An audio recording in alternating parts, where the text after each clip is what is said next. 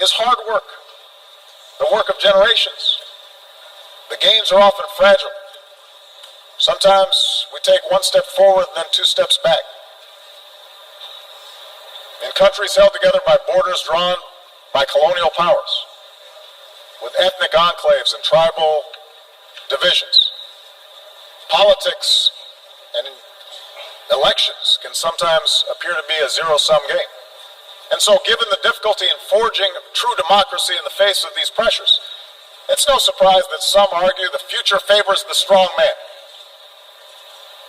a top-down model, rather than strong democratic institutions. But I believe this thinking is wrong. I believe the road of true democracy remains the better path. I believe that in the 21st century, economies can only grow to a certain point until they need to open up, because entrepreneurs need to access information in order to invent. Young people need a global education in order to thrive. Independent media needs to check the abuses of power. Without this evolution, ultimately expectations of people will not be met. Suppression and stagnation will set in. And history shows that strong men are then left with two paths. Permanent crackdown, which sparks strife at home, or scapegoating enemies abroad, which can lead to war. Now, I will admit, my belief that governments serve the individual and not the other way around is shaped by America's story. Our nation began with a promise of freedom that applied only to the few, but because of our democratic constitution, because of our Bill of Rights, because of our ideals, ordinary people were able to organize and march and protest, and ultimately those ideals won out. Open doors for women and minorities and workers in ways that made our economy more productive and turned our diversity into a strength.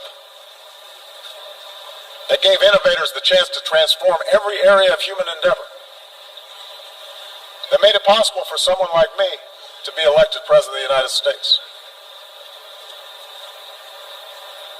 So yes, my views are shaped by the specific experiences of America, but I do not think this story is unique to America. Look at the transformation that's taken place in countries as different as Japan and Chile, Indonesia, Botswana. The countries that have succeeded are ones in which people feel they have a stake. In Europe, the progress of those countries in the former Soviet bloc that embraced democracy stand in clear contrast to those that did not. After all, the people of Ukraine did not take to the streets because of some plot imposed from abroad. They took to the streets because their leadership was for sale, and they had no recourse. They demanded change because they saw life get better for people in the Baltics and in Poland, societies that were more liberal and democratic and open than their own.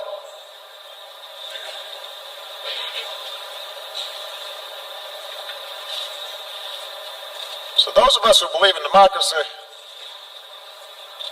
we need to speak out forcefully, because both the facts and history, I believe, are on our side. That doesn't mean democracies are without flaws. It does mean that the cure for what ails our democracies is greater engagement by our citizens, not less. Yes, in America, there is too much money in politics, too much entrenched partisanship, too little participation by citizens, in part because of a patchwork of laws that makes it harder to vote. In Europe, a well-intentioned Brussels often became too isolated from the normal push and pull of national politics. too often in capitals, decision makers have forgotten that democracy needs to be driven by civic engagement from the bottom up, not governance by experts from the top down. And so these are real problems. And as leaders of democratic governments make the case for democracy abroad, we better strive harder to set a better example at home.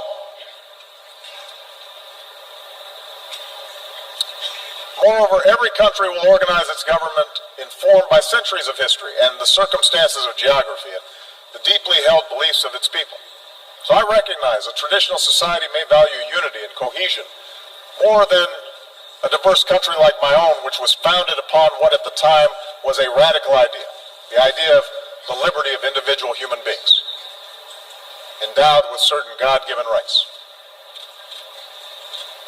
But that does not mean that ordinary people in Asia or Africa or the Middle East somehow prefer arbitrary rule that denies them a voice in the decisions that can save their lives. I believe that spirit is universal. And if any of you doubt the universality of that desire, listen to the voices of young people everywhere who call out for freedom and dignity and the opportunity to control their own lives.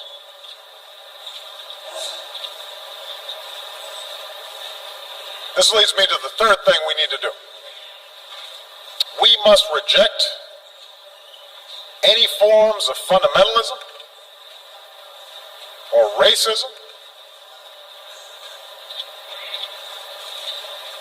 or a belief in ethnic superiority that makes our traditional identities irreconcilable with modernity. Instead, we need to embrace the tolerance that results from respect of all human beings. It's a truism that global integration has led to a collision of cultures. Trade, migration, the internet, all these things can challenge and unsettle our most cherished identities. We see liberal societies express opposition when women choose to cover themselves. We see protests responding to Western newspaper cartoons that caricature the Prophet Muhammad. In a world that left the age of empire behind, we see Russia attempting to recover lost glory through force. Asian powers debate competing claims of history. And in Europe and the United States, you see people wrestle with concerns about immigration and changing demographics and suggesting that somehow people who look different are corrupting the character of our countries. Now, there's no easy answer for resolving all these social forces. And we must respect the meaning that people draw from their own traditions, from their religion, from their ethnicity, from their sense of nationhood. But I do not believe progress is possible if our desire to preserve our identities gives way to an impulse to dehumanize or dominate another group. If our religion leads us to persecute those of another faith, if we jail or beat people who are gay, if our traditions lead us to prevent girls from going to school, if we discriminate on the basis of race or tribe or ethnicity, then the fragile bonds of civilization will fray. The world is too small. We are too packed together for us to be able to resort to those old ways of thinking. We see this mindset in too many parts of the Middle East. There, so much of the collapse in order has been fueled because leaders sought legitimacy not because of policies or programs, but by resorting to persecuting political opposition or demonizing other religious sects, by narrowing the public space to the mosque, where in too many places perversions of a great faith were tolerated. And these forces built up for years. and are now at work helping to fuel both Syria's tragic civil war and the mindless medieval menace of ISIL. The mindset of sectarianism and extremism and bloodletting and retribution that has been taking place will not be quickly reversed. And if we are honest, we understand that no external power is going to be able to force different religious communities or ethnic communities to coexist for long. But I do believe we have to be honest about the nature of these conflicts. And our international community must continue to work with those who seek to build rather than to destroy. And there is a military component to that. It means being united and relentless in destroying networks like ISIL, which show no respect for human life. But it also means that in a place like Syria, where there is no ultimate military victory to be won, we're going to have to pursue the hard work of diplomacy that aims to stop the violence and deliver aid to those in need and support those who pursue a political settlement and can see those who are not like themselves as worthy of dignity and respect. Across the region's conflicts, we have to insist that all parties recognize a common humanity and that nations end proxy wars that fuel disorder. Because until basic questions are answered about how communities coexist, the embers of extremism will continue to burn, countless human beings will suffer, most of all in that region, but extremism will continue to be exported overseas. And the world is too small for us to simply be able to build a wall and prevent it from affecting our own societies. And what is true in the Middle East is true for all of us. Surely religious traditions can be honored and upheld while teaching young people science and math rather than intolerance. Surely we can sustain our unique traditions while giving women their full and rightful role in the politics and economics of a nation. Surely we can rally our nations to solidarity while recognizing equal treatment for all communities, whether it's a religious minority in Myanmar or an ethnic minority in Burundi or a racial minority right here in the United States. And surely Israelis and Palestinians will be better off if Palestinians reject incitement and recognize the legitimacy of Israel. But Israel recognizes that it cannot permanently occupy and settle Palestinian land.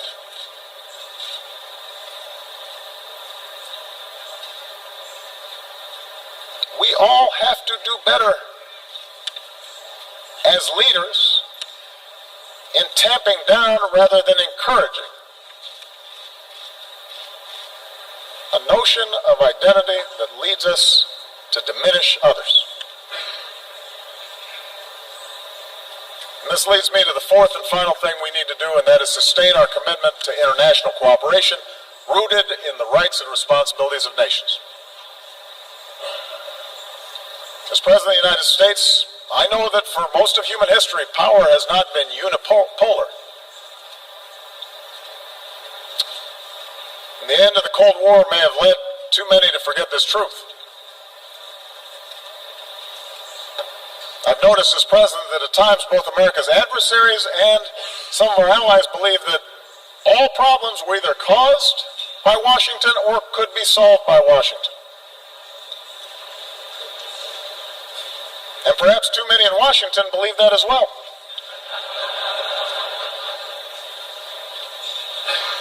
But I believe America has been a rare superpower in human history insofar as it has been willing to think beyond narrow self-interest.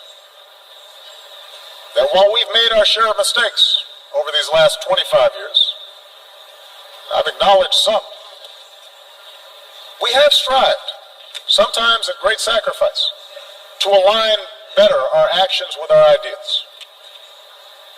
And as a consequence, I believe we have been a force for good. We have secured allies. We've acted to protect the vulnerable. We've supported human rights. and welcome scrutiny of our own actions. We've bound our power to international laws and institutions. When we've made mistakes, we've tried to acknowledge them. We have worked to roll back poverty and hunger and disease beyond our borders, not just within our borders.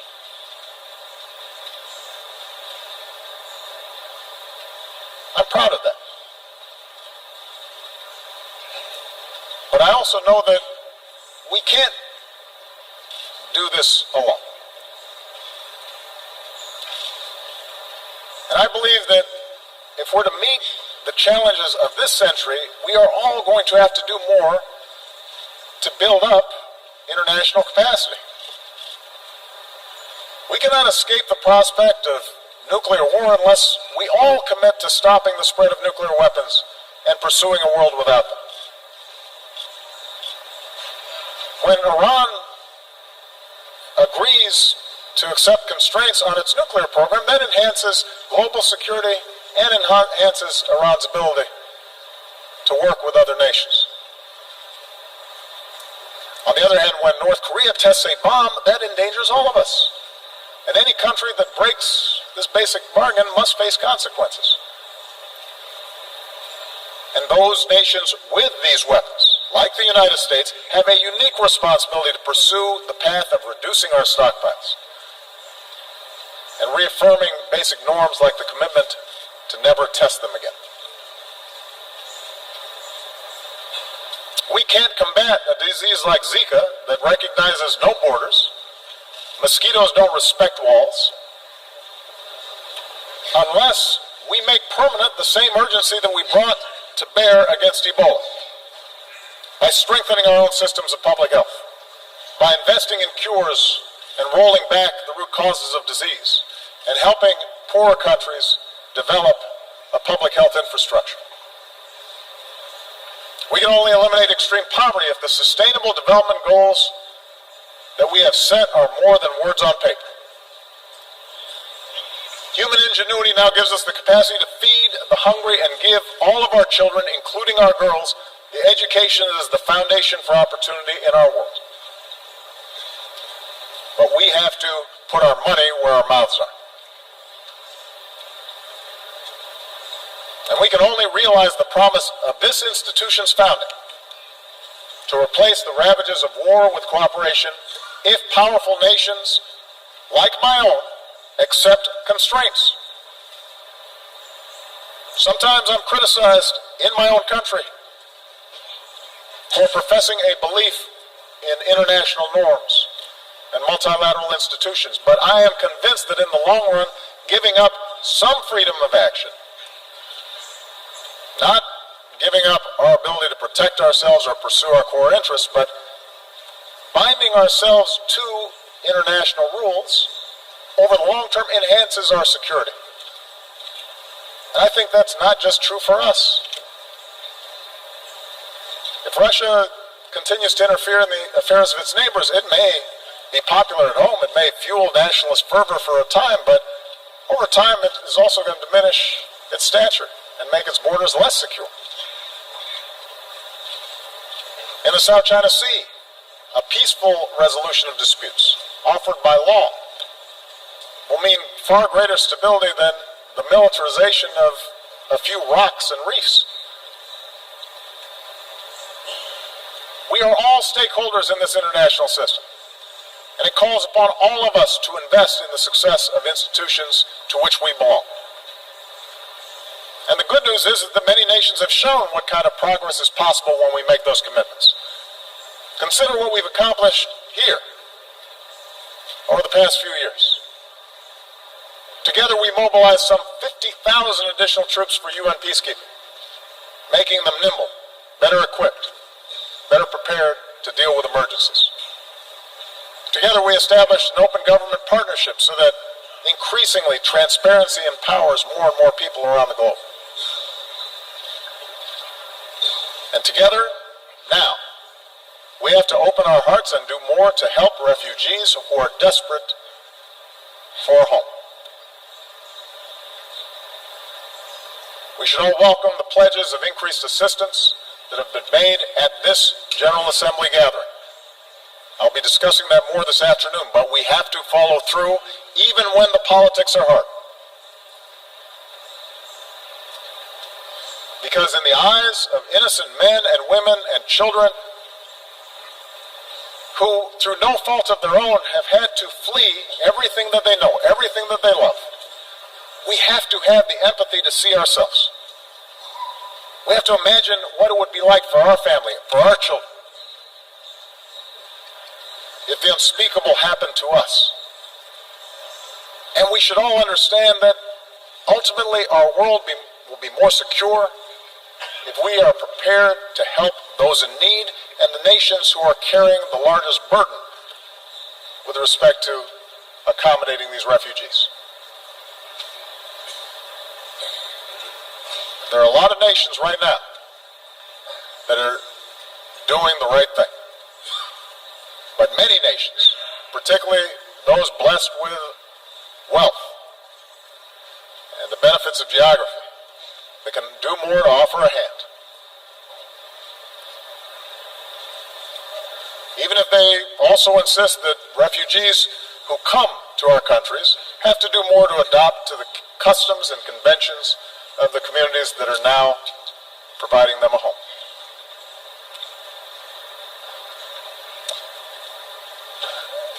Let me conclude by saying that I recognize history tells a different story than the one that I've talked about here today. There's a much darker and more cynical view of history that we can adopt. Human beings are too often motivated by greed and by power. Big countries, for most of history, have pushed smaller ones around. Tribes and ethnic groups and nation states have very often found it most convenient to define themselves by what they hate and not just those ideas that bind them together. Time and again, human beings have believed that they finally arrived at a period of enlightenment, only to repeat then cycles of conflict and suffering. Perhaps that's our fate. We have to remember that the choices of individual human beings led to repeated world war. But we also have to remember that the choices of individual human beings created a United Nations so that a war like that would never happen again.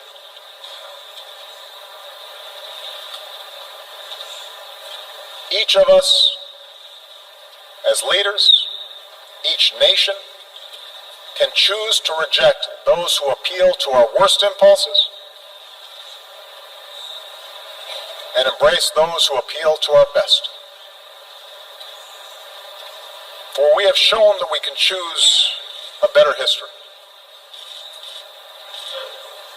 Sitting in a prison cell, a young Martin Luther King Jr. wrote that human progress never rolls on the wheels of inevitability. It comes through the tireless efforts of men willing to be co-workers with God. And during the course of these 8 years, as I've traveled to many of your nations, I have seen that spirit in our young people, who are more educated and more tolerant and more inclusive and more diverse and more creative than our generation, who are more empathetic and compassionate towards their fellow human beings than previous generations. And yes, some of that comes with the idealism of youth, but it also comes with young people's access to information about other peoples and places. An understanding unique in human history, that their future is bound with the fates of other human beings on the other side of the world. I think of the thousands of healthcare workers from around the world who volunteered to fight Ebola. I remember the young entrepreneurs I met who are now starting new businesses in Cuba. The parliamentarians who used to be, just a few years ago, political prisoners in Myanmar. I think of the girls who have braved taunts or violence just to go to school in Afghanistan. And the university students who started programs online to reject the extremism of organizations like ISIL. I draw strength from the young Americans, entrepreneurs, activists, soldiers, new citizens who are remaking our nation once again, who are unconstrained by old habits and old conventions and unencumbered by what is, but are instead ready to seize what ought to be.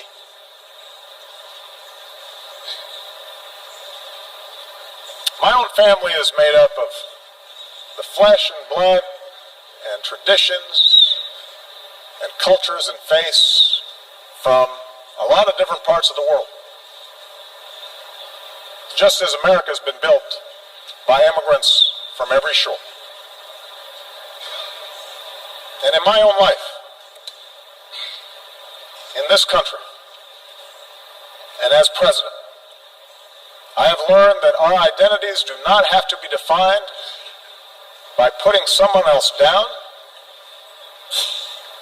but can be enhanced by lifting somebody else up. That they don't have to be defined in opposition to others, but rather by a belief in liberty and equality and justice and fairness. And the embrace of these principles as universal doesn't weaken my particular pride, my particular love for America. It strengthens it. My belief that these ideals apply everywhere doesn't lessen my commitment to help those who look like me or pray as I do or pledge allegiance to my flag. But my faith in those principles does force me to expand my moral imagination and to recognize that I can best serve my own people.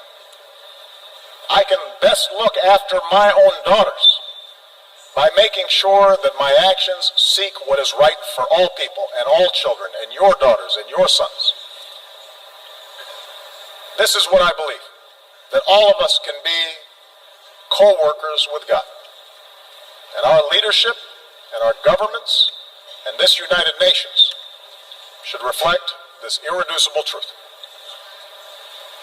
Thank you very much.